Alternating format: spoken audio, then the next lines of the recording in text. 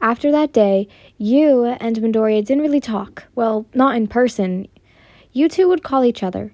Daytime, you would hang out with Katsuki, and when you got home, you would be on a call with Izuku. When summer hit, however, you and Katsuki trained together, till it was time for the UA exam. You had walked in seeing Izuku talking with a girl. Her hair was puffy and it made you think of yourself. Well, after taking a shower, your hair and tail would be in a big poof of hair-colored hair. You loved seeing Izuku with someone that wasn't you. So you passed him and the girl. Oh, Yin, I thought you would be here earlier. Izuku spoke, running up to you. Yes, it was some trouble trying to comb through my fur to say. You giggled. Also, who's your new friend? You nudged him, looking back at the confused girl. Oh, she just helped me from falling. He stuttered out. You giggled at his face. It was all red. All right, you giggled. You ready? I know you got this. You spoke, turning to him. What about Kachan? He asked. Oh, I know he's getting in, even if he didn't want to.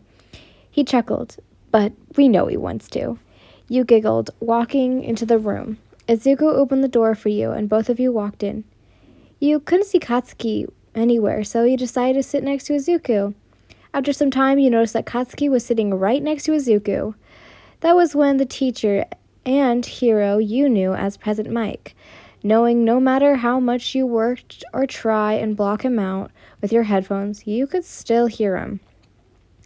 You had been looking through your notes for the exam part. You found an old picture of you, Izuku, and Kazuki. You smiled, remembering that day. Flashback. Don't you think this is dangerous? Izuku asked, holding his hands, as you five came to the fence. We'll be fine. Bakugo is here, one of the boys said. Yeah, the other spoke. But it's private property. You walked to them. Ugh, here comes the party pooper, said Bakugo as he opened the broken fence. Katsu! You stood your ground, crossing your arms. I'm not listening to you, he spoke, going through, and the others as well. You followed, wanting to be the voice of reason, Izuku following right after you. They had made their way to a river, where, only a few feet away, was a tree that was, to get them over. Katsuki and the others decided to walk to the other side. What they didn't notice was that you and Izuku found yourselves a flower field full of blooming flowers. After some time, the other three came while you were making flower crowns for you and Izuku, ending up making all of them as one as well. When going home, you had brought 3 dozens of flowers for Izuku's, Katsuki's, and your mother's. And that was how the picture became. That's when Izuku poked you and snapped you out of your thoughts. Ready to do the fighting part?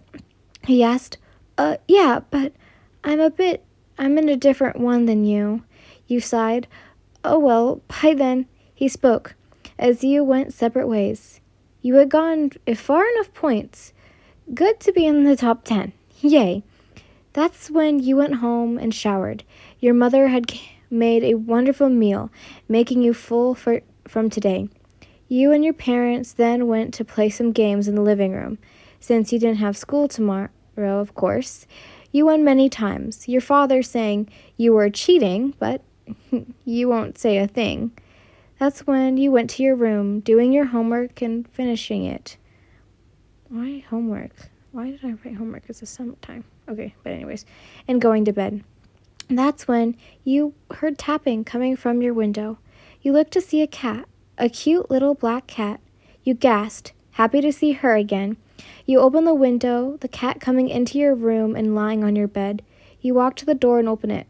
Mom, Dad, Leia's home. She's in my room. You spoke, so they could hear. Okay, your dad spoke back. You kept your door open, enough for Layla could go out.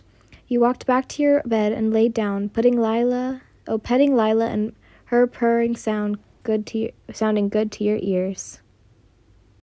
Midoriya had been training after, making sure he could hold the quirk he took. He wanted to make sure you liked him better than that dumb, stupid Bakugo Katsuki. He really hated him, yes. You stood your ground to him and he made him pissed. He didn't like how he treated you. You were nice and he was just a rude piece of shit. So Izuku wanted you to finally see why he, Izuku, was better than Bakugo Katsuki.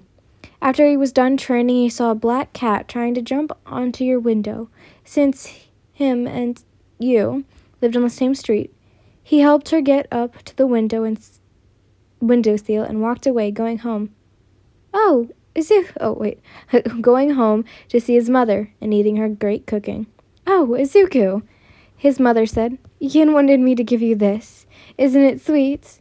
His mother looked at the picture, then gave it to him. It was the same picture of you, him, and Bakugo that day where he fell in love with you.